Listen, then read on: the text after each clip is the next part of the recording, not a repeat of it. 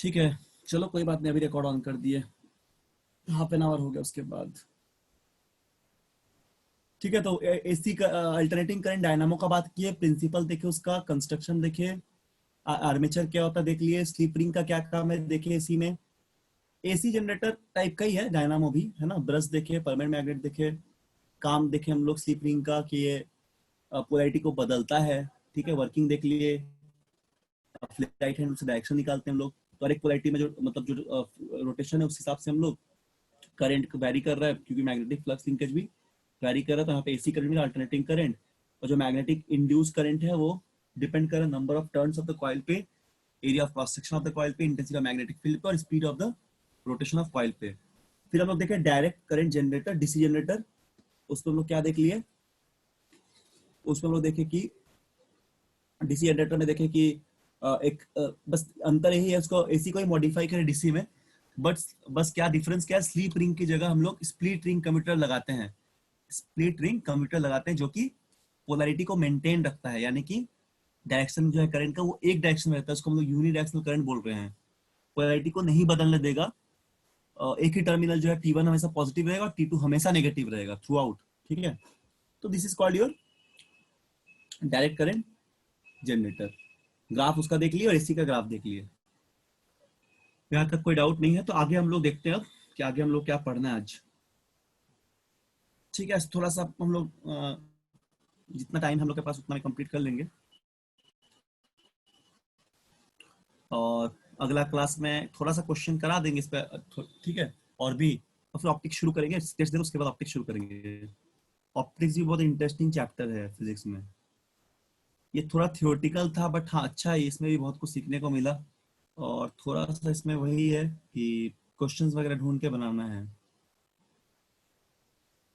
2 minute बस रुको, देख लेते बस सिलेबस में और क्या क्या बाकी एडवांस में। हम लोग देखे थे, अच्छा ये सब तो देख लिए पहले, वो सब भी देख लिए थे जितना टर्म सब था ना, कुछ बचा है और कि नहीं देख लेते, रुको।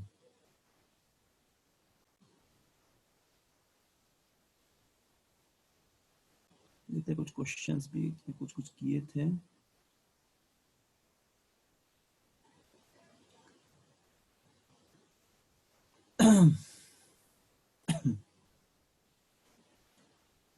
मोटर वगैरह हो गया था, मोटर का प्रिंसिपल देख लेना है।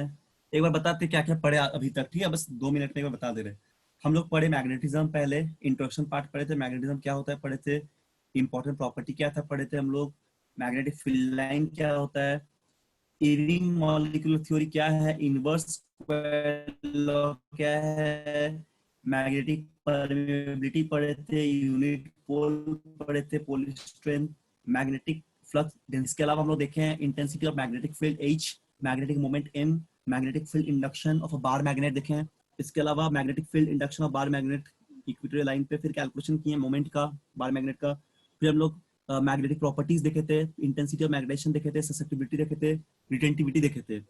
इसके अलावा हम लोग diamagnetic, ferromagnetic and paramagnetic substance का पढ़े हैं। उसके बाद हम लोग देख लिए थे, उसके बाद हम लोग देखे थे ओस्टल experiment, ampere right hand thumb rule, then हम लोग देखे थे ampere swinging rule, Maxwell screw rule. इसके अलावा magnetic field due to current, उस पर क्या देखे थे, सबसे पहले magnetic field due to long straight current, ठीक है, कैरिंग वायर, उसका उसमें देखे थे मैग्नेटिक फील्ड कैसे होता है। फिर देखे थे magnetic field due to circular current carrying wire. फिर हम लोग पढ़े इलेक्ट्रोमैग्नेटिज्म, उसमें हम लोग प्रॉपर्टीज पढ़े इसी मैग्नेटिक लाइन ऑफ फोर्स का। फिर हम लोग पढ़े सोलिनॉइड, फिर हम सॉलिड का प्रॉपर्टी पढ़े। फिर हम लोग देखे force on A current carrying conductor kept in magnetic field, जिसका वैल्यू कितना आता है, जिसका वैल्यू आ रहा था F इक्वल टू BI/L। फिर देखे थे moving coil galvanometer, principle construction working. फिर देखे थे डीसी मोटर, मोटर का क्या काम है, इलेक्ट्रिकल को मैकेनिकल में बदलना, उसका कंस्ट्रक्शन देखे थे, प्रिंसिपल देखे थे, कम्यूटेटर समझे थे क्या होता है इसमें, इस सब बात को हम लोग समझ लिए थे। फिर देखे थे इलेक्ट्रोमैग्नेटिक इंडक्शन EMI, इसमें हम लोग फिर डिस्कस किए थे Faraday law of electromagnetic induction. इसमें इंड्यूस ये बताता है E equal to -N dϕ/dt। Hopefully तुम लोग सब कुछ रिवाइज किए हो। फिर समझे थे लेंज लॉ क्या होता है, लेंज लॉ डायरेक्शन बताता है। इसके बाद हम लोग देखे फ्लेमिंग का राइट हैंड रूल। फिर हम लोग क्या देखे, moving coil, right hand rule के बाद हम लोग फिर देखे सॉरी इलेक्ट्रिक जनरेटर देखे, उसमें हम लोग सबसे पहले देखिए एसी जनरेटर का कंस्ट्रक्शन, वर्किंग और उसका जो भी कंक्लूजन आया था, ग्राफ, वो सब। फिर देखे डायनामो। आज डायनामो देखने के बाद हम लोग फिर फाइंड आउट किए यहाँ पे आज डीसी जनरेटर। ठीक है, अब थोड़ा सा हम बता देते हैं एसी के बारे में, अल्टरनेटिंग करंट क्या होता है। तो आज ही चैप्टर हम लोग का तुरंत खत्म हो जाएगा। ठीक, ट्रांसफॉर्मर बचा हुआ पढ़ा देंगे थोड़ा सा उसको भी। चलो देखो सब लोग ध्यान से अब। चलो सबसे इंटरेस्टिंग है एसी। एसी अभी तक तुम लोगों ने पढ़ा नहीं होगा, अल्टरनेटिंग करंट को नहीं पढ़ा होगा 10th क्लास में, डायरेक्ट करंट पढ़े हो ना। अच्छा, किसी को आइडिया है एसी के बारे में थोड़ा बहुत? क्षितिज यस सर। बोलो तो क्या होता है। सर रिप्लाई मतलब करो, एसी। क्षितिज बस रिप्लाई सर, करता है, बाकी लोग कुछ नहीं सर बताता है। क्या बोलो बोल रहे क्षितिज। हैं? एसी के बारे में ना? हाँ, एसी जनरेटर के बारे में। नहीं बस एसी, अल्टरनेटिंग करंट क्या होता है, मतलब सर व्हाट जहाँ डू यू पे mean by AC current, what is the difference between AC and DC? Sir जहाँ पे पोलैरिटी बदलता रहता है, मतलब जहाँ पे करंट का डायरेक्शन बार बार रिवर्स होता रहता है। ठीक है, वो तो नॉर्मल सा चीज हो गया। इसके अलावा उसका इक्वेशन जानते हो क्या? नहीं सर, ये नहीं मालूम है। नहीं मालूम है, ओके वेरी गुड, कोई बात नहीं।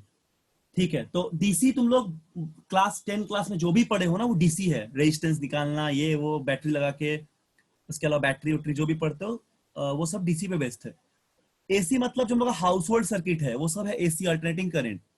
जो हम लोग का नेटवर्किंग है घर में, उसको बोलते हैं ट्री नेटवर्किंग और रिंग सिस्टम। दो तरह का सिस्टम होता है जो हम लोग घर में होता है, वो एसी कनेक्शन है, जो बाहर फ्लो कर रहा है करंट, जिससे हम लोग लेते हैं सप्लाई, जो एसी सप्लाई है। ठीक है, तो एसी का मतलब वही डेफिनेशन से सही कहा है कि जो अपने पोलैरिटी को बदलता रहे हर एक हाफ साइकिल पे, रोटेट करता है, उसको वो एसी है, अल्टरनेटिंग करंट। और डायरेक्ट करंट का मतलब जो कि क्या हो, जो अपना पोलैरिटी नहीं बदले। तो हम लोग देखते हैं अल्टरनेटिंग करंट। ठीक है, what is the alternating current? तो टॉपिक थोड़ा सा पढ़ाए थे इसको, विच इज वेरी इंटरेस्टिंग। इसको पढ़ो क्लास 12th में डिटेल्स में, चैप्टर है पूरा। चैप्टर का नाम है ईएमआई एंड अल्टरनेटिंग करंट। उस पर देखो सारा टर्म तुम पढ़ो जो हम बताए हैं, लेंज लॉ, इलेक्ट्रोमैग्नेटिक इंडक्शन, सब पढ़ोगे उसमें। ठीक है, तो उसमें हम लोग पढ़ेंगे एसी। एसी का मतलब अल्टरनेटिंग करंट। ठीक है, तो एसी का एक इक्वेशन होता है एक तो, उसको हम लोग बोलते हैं जनरल इक्वेशन ऑफ एसी। उसको हम लोग बोलते हैं जनरल इक्वेशन ऑफ एसी। ठीक है, देखो ये ना क्या होता है, साइनोसॉइडल वैरी करता है, मतलब इसका जो भी इक्वेशन आएगा वो साइन या कॉस के फॉर्म में आएगा। जो भी इक्वेशन आएगा ना, वो आएगा साइन या कॉस के फॉर्म में। उसका डेरिवेशन नहीं करेंगे हम लोग, क्योंकि वो हाई लेवल का चीज है। उसको हम लोग पढ़ते हैं क्लास 12th में भी, इवन वहां पे भी हम लोग अप्लाई बस करते हैं। तो हम लोग बस इक्वेशन समझ रहे हैं क्या होता है। देखो जैसे ना, यहाँ पे तुमको मान लो हम ऐसे एसी बना देंगे एक तो डायग्राम में, ऐसा कुछ बना दिए। एक सेकंड रुको तो, रुको ये लाइन ठीक से बना देते, सही से बन नहीं रहा है, स्केल से बना दे रहे हैं। ठीक है, मेन बात है पेन थोड़ा सा हैंग करता है इसमें। अच्छा, मिटाने से ना चलता नहीं फिर। देखो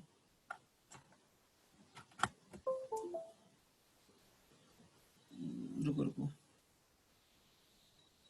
कहाँ गया इसका, वहाँ ये सिलेक्शन।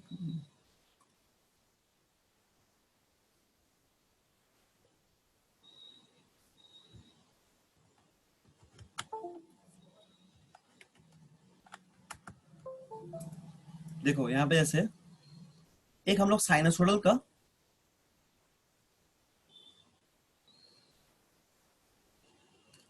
ठीक है ना, एक प्लॉट करते हैं, एक साइनसोइडल प्लॉट करते हैं। सपोज कि एक साइन फंक्शन लेते हैं ऐसा, इसको हम लोग क्या बोलते हैं, साइन ग्राफ। एक साइन का ग्राफ है। ठीक है, तो ये क्या हर एक हाफ साइकिल बताता है। जैसे मान लो कि, देखो मान लो 0 डिग्री है, यहाँ पे 0 बोल दिए रोटेशन के हिसाब से। ये यहाँ पे π/2 आएगा साइन में। साइन 0 0 होता है, साइन π/2 1 होता है। फिर साइन यहाँ पे पाई आ रहा है 80। फिर यहाँ पे क्या होगा, 270 आएगा। मान लो 270 यहाँ पे आ रहा है, या फिर 2 पाई आ जाएगा। ठीक है, सो ऑन, ऐसे चलते रहता है। समझ में आ रहा है ना, इस तरह चलते रहता है। 270 हो गया, फिर 360 हो गया। इस तरह हम लोग इसको, सपोज ये करंट जो है यहाँ पे, इसको करंट ले रहे हैं इस एक्सिस पे, वाई एक्सिस पे। यहाँ पे हम लोग क्या ले रहे हैं, इस पे करंट ले रहे हैं। सपोज ये वाई एक्सिस पे इधर करंट ले रहे हैं ना, ये करंट इधर दिखा रहा है, इधर दिखा रहा है टाइम दिखा रहा है, ठीक है। करंट और टाइम हम लोग यहाँ पे देख रहे हैं, ठीक। तो ये कोई भी नॉर्मल सा एक एसी का ग्राफ है। करंट वैरी करते रहता है किसके साथ, टाइम के साथ। और ये कैसे वैरी कर रहा है, साइनोसोडल वैरी कर रहा है, इस बात को याद रखना। ये वैरी कैसे कर रहा है, ये साइनोसोडल वैरी कर रहा है ये, ठीक है ना। ये साइनोसोडल वैरी कर रहा है। तो ये पॉजिटिव है यहाँ पे, ये नेगेटिव है, ये पॉजिटिव है, ये नेगेटिव है। इस तरह वैरी करेगा आई और वी। ऐसा आई भी कर सकता है, वी भी कर सकता है। कलेक्टिवली एक डायग्राम बना, इसको देखो, मान लो इसको ऐसा एक रफली बना रहे, ठीक है, ध्यान देना। थोड़ा टेढ़ा वड़ा बन जाएगा तो ये मत करना, ठीक है, समझ लेना। ये आई या तो फिर वी है, किसके साथ, टाइम के साथ। तो कुछ ऐसा आएगा साइन फंक्शन, साइन का ग्राफ इस तरह होगा। जो कोई अच्छा से नहीं बना, ये इसका मतलब इधर भी इतना ही होगा, ये थोड़ा बड़ा होगा इधर भी। तो एक बार पॉजिटिव, एक बार नेगेटिव, फिर पॉजिटिव, फिर नेगेटिव, ऐसा जाएगा। या तो फिर कॉस का भी ग्राफ हो सकता है। किसका ग्राफ है, साइन का है, साइन फंक्शन का, ठीक है। साइनोसॉइडल मतलब साइन ग्राफ या कॉस ग्राफ, ये साइन फंक्शन का है। इसके अलावा कॉस का भी रह सकता है, इसे मैथमेटिक्स में पढ़ोगे आगे जाके, साइन कॉस का ग्राफ। और फिजिक्स में भी थोड़ा पढ़ोगे। मान लो ये डायग्राम सही से नहीं बन पा रहा है क्यों आज। मान लो कि कॉस का ग्राफ अगर आएगा, तो कॉस का ग्राफ भी कुछ ऐसा आता है, ठीक है ना। कॉस का ग्राफ अगर लेंगे हम लोग, देखो सपोज हम लोग ऐसा एक, सपोज ऐसा कोई कॉस का ग्राफ लेते हैं। इधर ले लिए क्या, आई, इधर लेंगे आई नहीं तो वी, इधर लेंगे टी। तो कॉस का ग्राफ भी कुछ ऐसा आएगा। कॉस का ग्राफ ऐसा बनता है, पॉजिटिव इधर, फिर इधर नेगेटिव, फिर यहाँ पॉजिटिव, फिर नेगेटिव, ऐसा बनता है कॉस का ग्राफ। और ऐसा बनता है साइन का, ये कॉस का है। तो दोनों में से कोई भी हो सकता है। तो जो जनरल इक्वेशन लिखते हैं इसी का, वो ऐसा लिखते हैं, देखो कैसा लिखेंगे बता रहे हैं, इस तरह लिखते हैं, ठीक है। जो जनरल इक्वेशन लिखते हैं ना, वो कुछ ऐसा लिखते हैं, I equal to I not sine omega T, ठीक। या तो फिर वोल्टेज अगर लिखेंगे तो v equal to V not sine omega T. ये साइन का ग्राफ का है। नहीं तो फिर ऐसे भी लिख सकते हैं, और कॉस के फंक्शन भी लिख सकते हैं। क्या लिखेंगे, I equal to I not cos omega T, cos का ग्राफ ये वाला है याद रखना। या तो फिर v equal to V not cos omega T, ठीक है। तो साइन और कॉस फंक्शन पे इसको डिफाइंड होता है। और ये टाइम वेरिंग है, ये सॉरी ये यहाँ का है, ये इसका है, ठीक है, साइन वाला। अच्छा, तो ये कैसा करंट है, टाइम वेरिंग करंट है, ये पीरियोडिक है, टाइम या वेरी कर रहा है, ठीक है। और ये क्या हो रहा है, साइनसोइडल फंक्शन है। समझ में आ रहा है ना। इसका दो ये जनरल इक्वेशन हो गया। दिखाते कैसा, सिंबल में इस तरह दिखाएंगे एसी को, मतलब कोई भी अगर सर्किट है तो ऐसा दिखाएंगे साइन ग्राफ टाइप का, तो एसी है ये, ठीक है। तो इसमें कुछ कुछ टर्म आता है, जैसे देखो यहाँ लिखते हैं। अब तुम पूछे नहीं कि सर आई नॉट क्या है, वी नॉट क्या है, पूछना चाहिए था ना, आई नॉट वी नॉट क्या है। देखो आई नॉट और वी नॉट को बोलते हैं पीक वैल्यू। क्या बोलते हैं, पीक वैल्यू। देखो अगर ये तुम्हारा कोई ग्राफ है ना, तो यहाँ पे जो मैक्सिमम वैल्यू करंट का, ये जो मैक्सिमम वैल्यू है, इसको बोलेंगे आई नॉट, या तो फिर वी नॉट अगर वी का ग्राफ होगा तो। यहाँ पे ये वाला होगा आई नॉट, ठीक है। I not and V not is called peak value of current और वोल्टेज रिस्पेक्टिवली। क्या समझ में आ रहा है, बोलो बोलो, क्या क्षितिज। सर ये आई और आई नॉट वी नॉट वाला पार्ट फिर बताइए ना। आई नॉट को बोलते हैं पीक वैल्यू, बता दे रहे देखो। बाकी लोग को सब समझ में आ रहा है, कुछ पूछता उछता नहीं है। पीक वैल्यू ऑफ करंट, ठीक है ना, बता दे रहे क्या होता है। या फिर अगर वी नॉट रहेगा तो उसको बोलेंगे पीक वैल्यू वोल्टेज। पीक का मतलब मैक्सिमम वैल्यू। देखो जैसे मान लो कि ऐसे ग्राफ बनाओगे,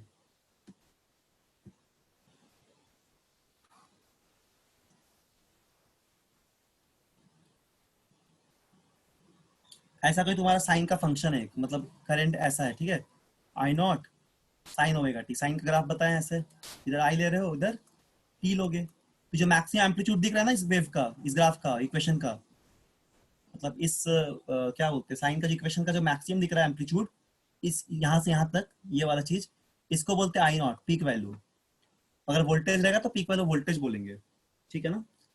तो ये हो जाएगा तुम्हारा कोई भी इक्वेशन। और यहाँ पे जो ओमेगा है इसको बोलते हैं एंगुलर फ्रीक्वेंसी, एंगुलर फ्रीक्वेंसी। और ओमेगा का वैल्यू कितना होता है, ये होता है 2 पाई एफ के बराबर। 2 पाई कांस्टेंट है, एफ मतलब नॉर्मल फ्रीक्वेंसी, नॉर्मल एफ मतलब फ्रीक्वेंसी, फ्रीक्वेंसी मतलब क्या होता है, नंबर ऑफ ऑसिलेशन 1 सेकेंड, ठीक है, ये फ्रीक्वेंसी है। इंडिया पे फ्रीक्वेंसी 50 हर्ट्ज का होगा एसी के लिए, याद रखना। इंडिया पे एसी का ऑलमोस्ट फ्रीक्वेंसी कितना होता है, 50 हर्ट्ज का होता है, ठीक है। तो इसलिए ओमेगा 314 आता है रेडियन पर सेकेंड। ओमेगा इसलिए कितना आता है, 314 आता है कैलकुलेशन से। क्योंकि वो 100 टाइम्स अपना चेंज करता रहता है इसलिए। हाँ हाँ हाँ, मतलब 50 हर्ट्ज का फ्रीक्वेंसी आता है, ओमेगा कैलकुलेशन से 2 पाई करोगे तो ये तुम्हारा 314 314 रेडियन पर सेकेंड आएगा। रेडियन यूनिट है ओमेगा का। और टाइम पीरियड अगर निकालेंगे एसी का तो होगा 1/f, ये बोलेंगे टाइम पीरियड ऑफ एसी, इस साइन फंक्शन का टाइम पीरियड,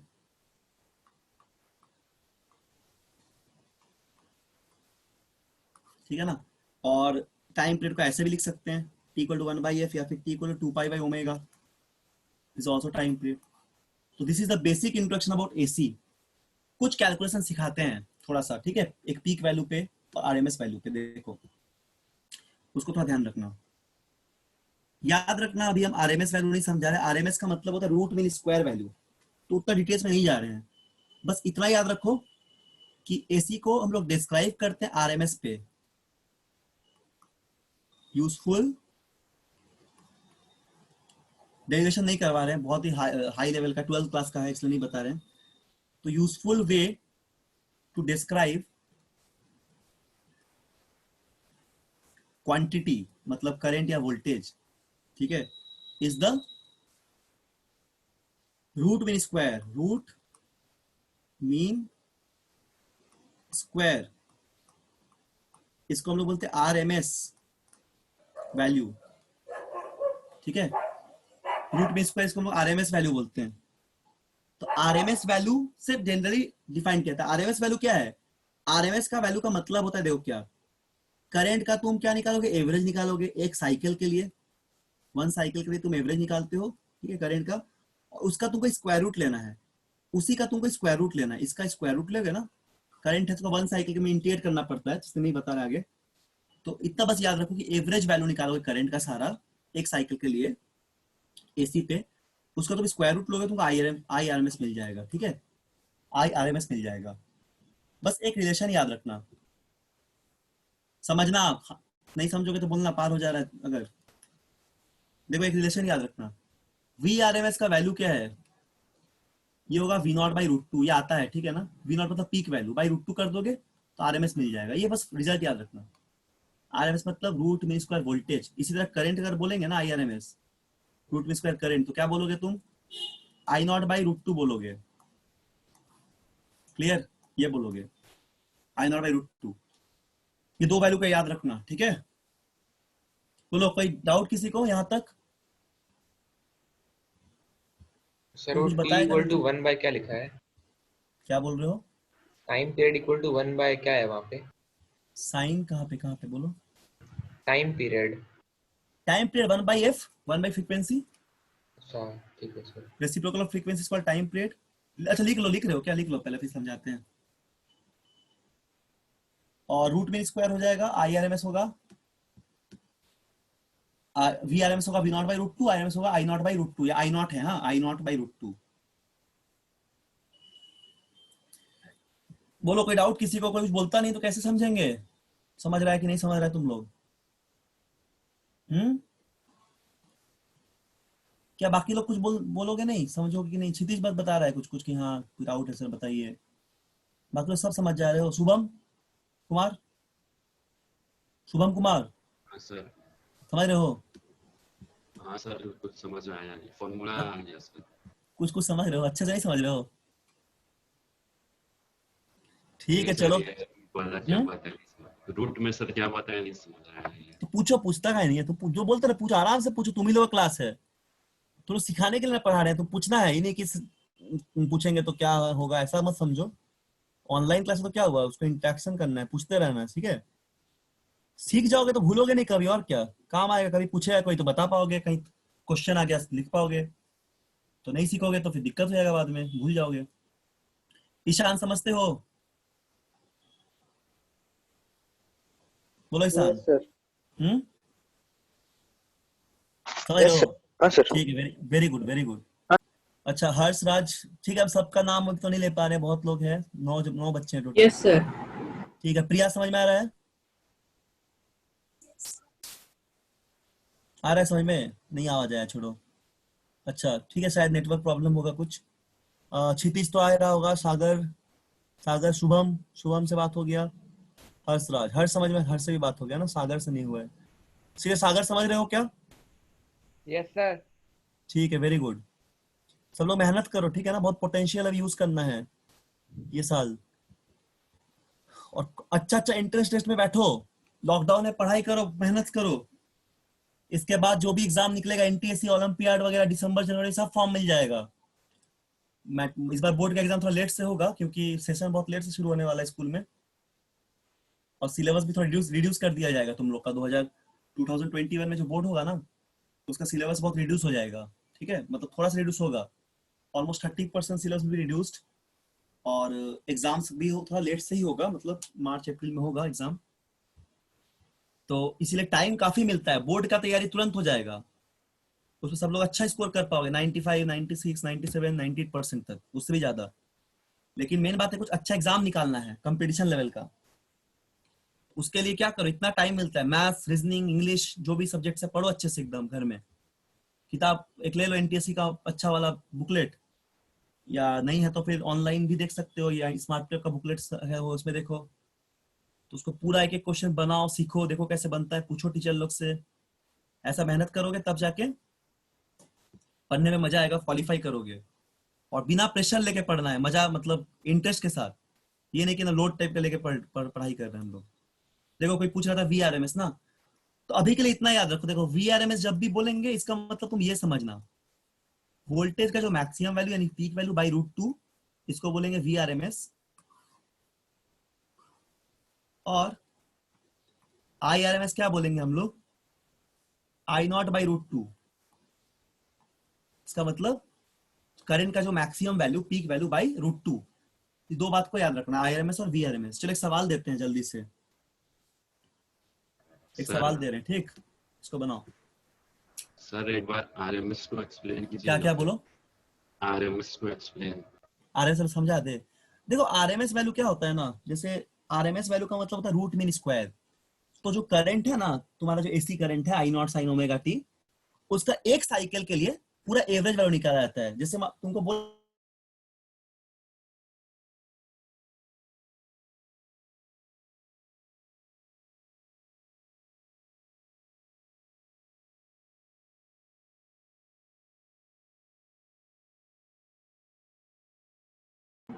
हेलो सर, आपका आवाज नहीं आ रहा।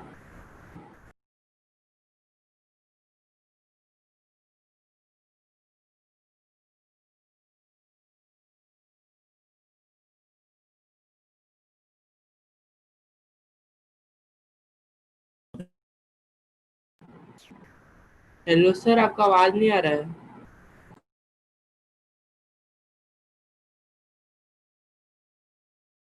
साइकिल, तो इसका मतलब होगा आई एवरेज, और पूरा एक टाइम पीरियड टी के लिए, ठीक है। तो इसको इंटीग्रेट करना पड़ेगा तुमको, तो इसका इंटीग्रेशन 0 आ जाएगा, इसको जोड़ोगे ना हाफ साइकिल के लिए, इंटीग्रेट करने से 0 आ जाएगा।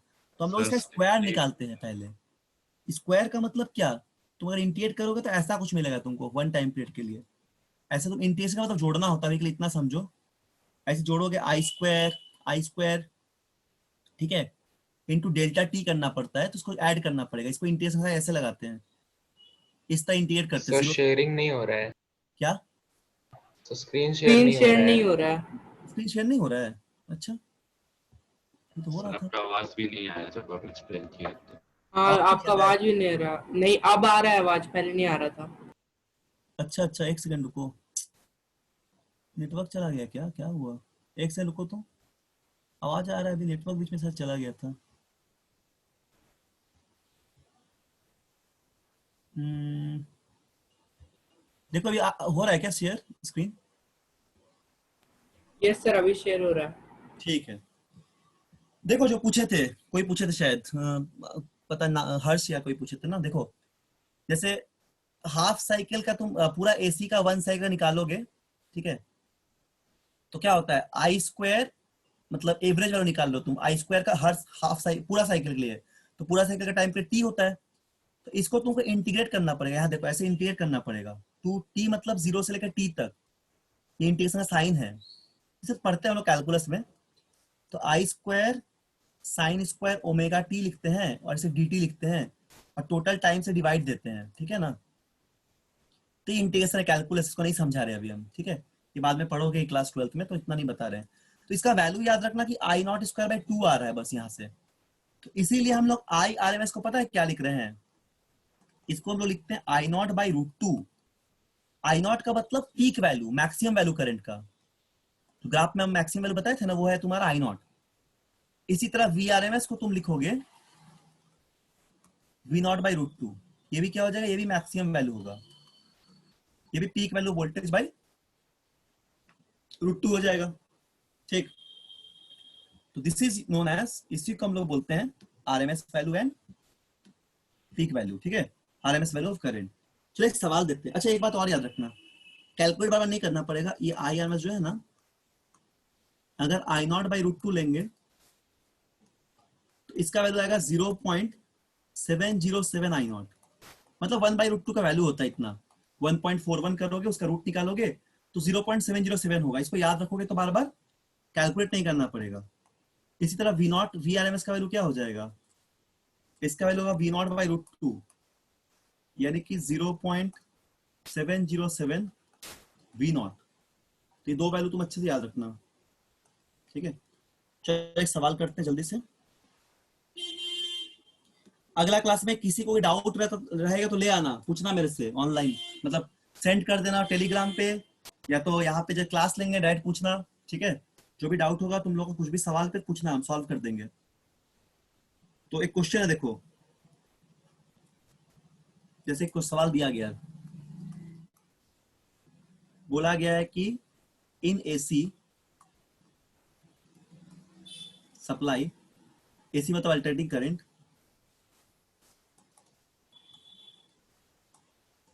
in AC supply, in AC supply is rated as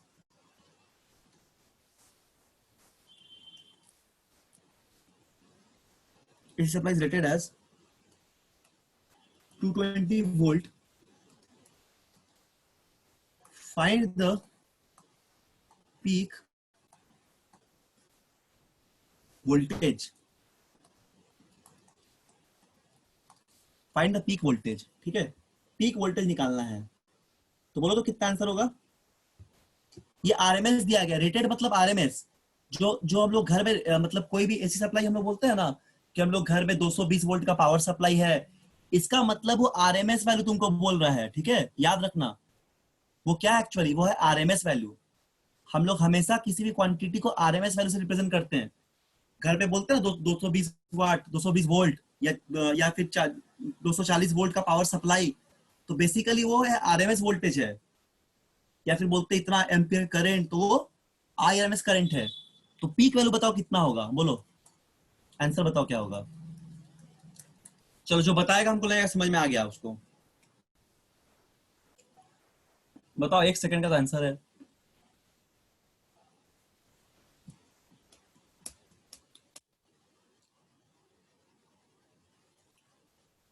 बोलो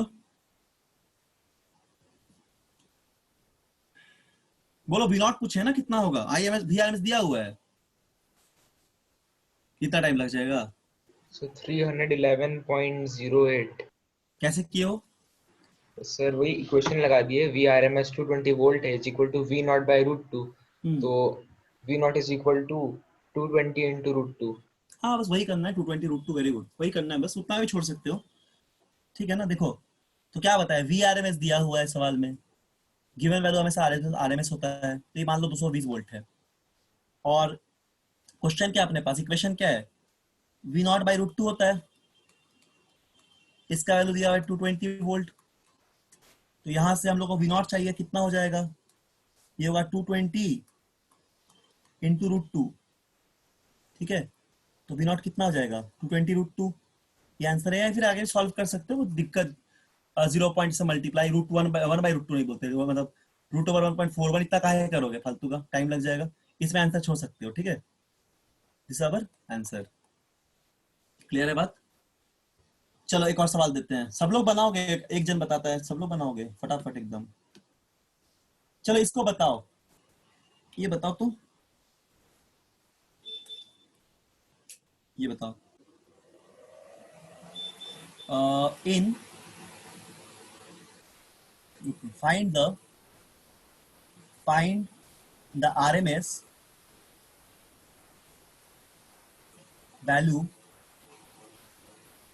of, कुछ रीडिंग दिया है तुमको, मान लो +4 दिए हैं, ठीक है, कुछ रीडिंग दे दिए, +4, +2, फिर क्या दिए 0, फिर क्या दिए -2 और -4, ऐसा कुछ कुछ वैल्यू है मान लो,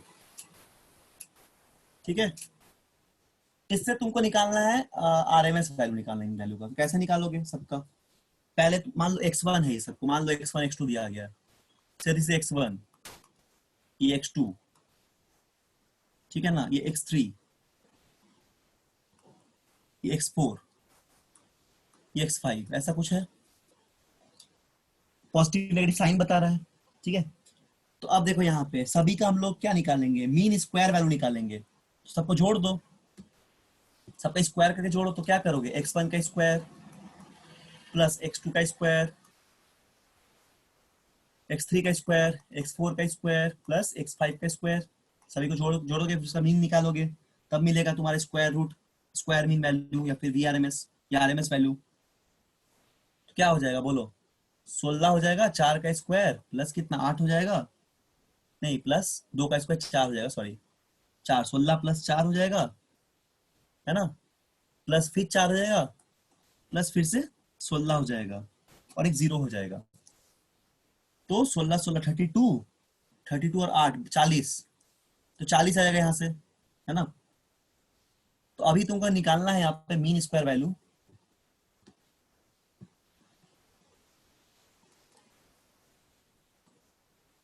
तब तुम यहाँ से मीन ऑफ द स्क्वायर निकालोगे,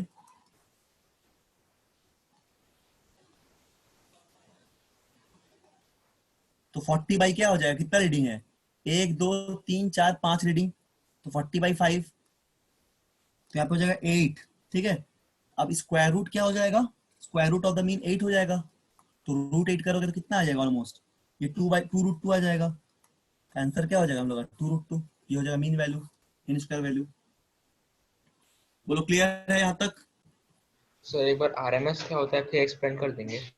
आरएमएस का मतलब वही होता है, देखो आरएमएस का मतलब रूट मीन स्क्वायर, जो भी वैल्यू है उसका स्क्वायर करेंगे, स्क्वायर का मीन निकालेंगे, उसका √ओवर निकालेंगे, जो भी वैल्यू होगा उसका स्क्वायर करेंगे, ठीक है। पहले स्क्वायर का क्या करेंगे, मीन निकालेंगे, स्क्वायर का मीन निकालेंगे, और मीन का रूट करेंगे। तो ये क्या होता है, एसी में जैसे कि बहुत सारा, एसी का बहुत सारा वैल्यू है, मतलब वेरिएबल करंट्स है, तो सारे वेरिएबल करंट को एक टाइम पीरियड के लिए ऐड करते हैं, उसका स्क्वायर करके ऐड करते हैं, उसका मीन निकालते हैं पहले।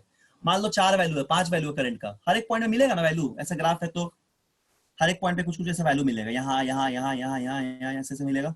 तो एक कंप्लीट टाइम पीरियड के लिए मान लो करंट का कुछ वैल्यू हम लोग निकाले, सबको क्या किए, स्क्वायर किए सारे वैल्यूज को, उसको उसका मीन निकाले, स्क्वायर करके मीन निकाले, फिर उसका रूट निकाले, तो वो आरएमएस देगा, ठीक है, जो कि पीक वैल्यू से रिलेट होता है। बोलो क्लियर यहाँ तक? Yes sir. आज का क्लास में हम लोग बहुत कुछ नया नया चीज सीखे हैं, तो इसलिए घर जाकर तो रिवाइज करना। सर यहाँ इस क्वेश्चन में +4 +2 क्या है? क्या क्या यहाँ पे ये वैल्यू सब है करंट का। मान लो ऐसा कोई ग्राफ होता तो तुम्हारा, है ना, तो किसी पॉइंट में मान लो कुछ वैल्यू दिया, करंट या वोल्टेज किसी भी एसी का वैल्यू दिया। सपोज यहाँ +2 है, यहाँ 4 है, यहाँ +2 है, यहाँ -2 है, यहाँ 4 है, यहाँ 0 है, ऐसा कुछ वैल्यू दिया है different kind of. Negative positive इसका पोलैरिटी बताता है। ये नेगेटिव एक्सिस पे है, ये पॉजिटिव मतलब एक्स वाई पे, नेगेटिव एक्स वाई पे है, 0 मतलब यहाँ पे 0 है। ठीक है, कुछ वैल्यू है सर। तो वैल्यू का स्क्वायर निकाल के, मीन निकाल के हम लोग स्क्वायर की निकाले हैं। तो यहाँ तक एसी के बारे में समझ में आ गया होगा। ठीक है, तुम लोगों का काम ये है पता करना घर में जाके कि एसी डीसी में डिफरेंस क्या है। ये बहुत बच्चा वाला चीज है, बेसिक चीज को हम नहीं बता रहे हैं। कौन मोर डेंजरस होता है, कौन कम डेंजरस होता है, कि एक यूनिडायरेक्शनल होता है, एक नहीं होता है, और भी क्या क्या डिफरेंसेस को खोज के लाना, ये पढ़ना जाके घर में। Difference between AC and DC, ये तुम्हारा काम है। ठीक है, लॉन्ग ट्रांसमिशन कौन यूज होता है, शॉर्ट ट्रांसमिशन कौन यूज होता है, तो 3 तो हम बता ही दिए। लॉन्ग ट्रांसमिशन एसी यूज होता है, शॉर्ट में डीसी यूज होता है, मोर डेंजरस एसी होता है, लेस डेंजरस डीसी होता है। एसी होगा, एसी का वेरिएबल करंट होगा, मतलब more than one directional current, DC is directional unidirectional current. इसके अलावा RMS value of AC is given as ये, और हम लोग डीसी में नॉर्मल वैल्यू लेते हैं। तो ये सब बस बात है, इसमें पीक वैल्यू ले रहे हैं, ग्राफ बनाते हैं, तो तब भी डिफरेंस थोड़ा देख लेना इसके अलावा। ठीक है, घर में भी। तो यहाँ तक हम लोग सारा कुछ देखे हैं। ठीक है, अब हम लोग थोड़ा सा, अच्छा ये हमको बताओ कोई एक जन, क्या तुम लोग को ये पढ़ना है क्या, क्या बोलते हैं, ये सब तो नहीं पढ़ना है तुमको, ट्रांसफार्मर वगैरह? बोलो पढ़ना है कि नहीं ट्रांसफार्मर?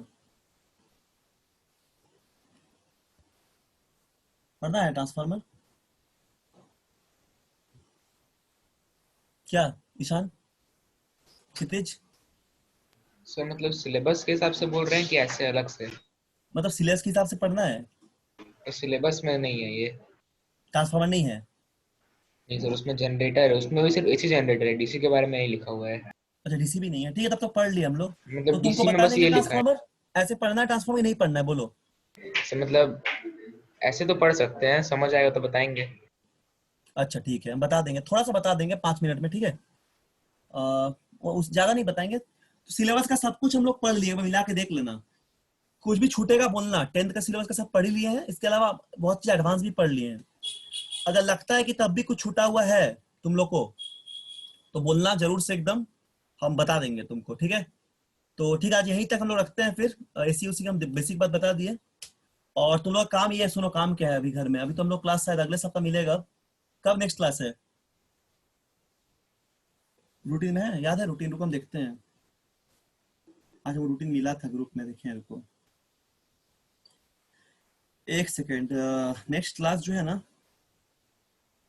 हम्म, तुम लोग का एडिट करना, नेक्स्ट क्लास देख लेते कभी, रुको। अच्छा फिजिक्स का नेक्स्ट क्लास फिर फ्राइडे को ही तो है। अच्छा फ्राइडे को है क्या? नहीं, हाँ फ्राइडे को है।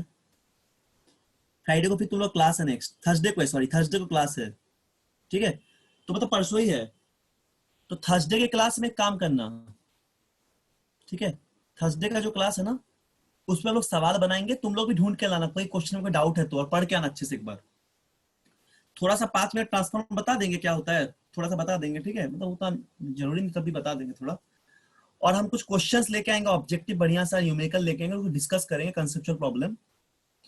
इसके अलावा अगर तुम लोग कुछ डाउट वगैरह है अपने से, इस चैप्टर में पढ़ के किसी भी सवाल में फंसते हो या कोई दिक्कत है 10th के सिलेबस में, तो पूछना उस दिन।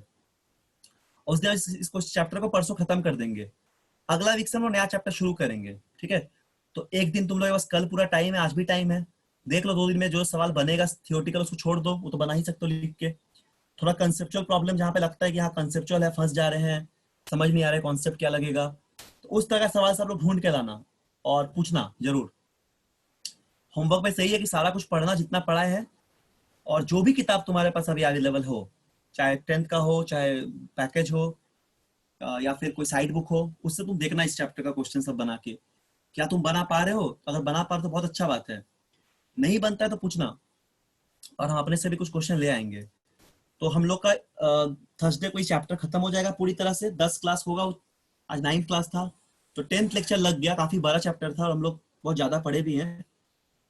तो फिर हम लोग स्टार्ट करेंगे अगला क्लास से ऑप्टिक्स, मतलब नेक्स्ट वीक से हम लोग ऑप्टिक्स शुरू करेंगे, ray optics, geometrical optics, 10th का जितना भी है। काफी इंटरेस्टिंग चैप्टर है वो।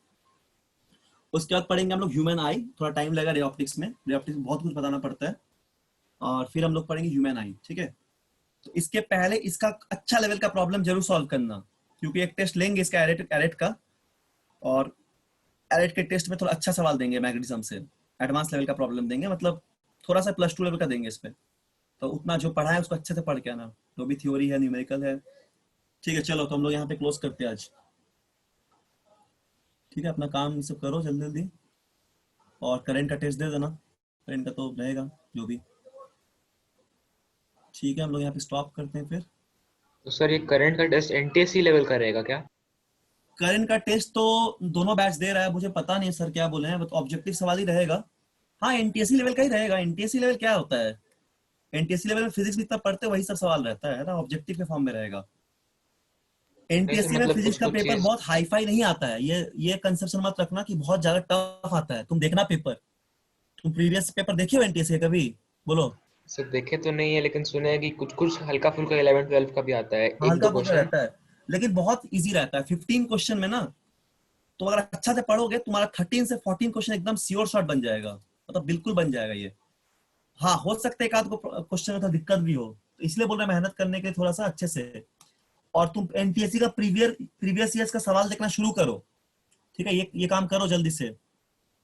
प्रीवियस ईयर्स का एनटीएससी का सवाल देखना, नेट में मिल जाएगा, या अगर तुम्हारे पास होगा, नहीं तो बहुत अच्छे कोई किताब खरीद लो, ऑनलाइन मिल रहा है अगर तो, या फिर दुकान में अगर मिलता है किताब दुकान में, तो कोई किताब ले लो एनटीएससी लेवल का।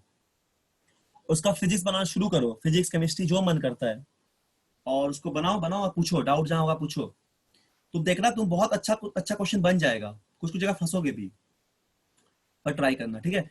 करंट का पढ़ना ना, पूरा पढ़ना, जितना पढ़ाई हुआ है सारा पढ़ लेना, रजिस्टर सीरीज पैरेलल ये वो, ठीक है। पावर वावर जो भी होता है अच्छे से पढ़ना, तो ठीक ठाक क्वेश्चन रहेगा, मतलब ठीक है। उसको पढ़ के आना। चलो तो हम लोग यहाँ पे क्लास को क्लोज करते हैं आज।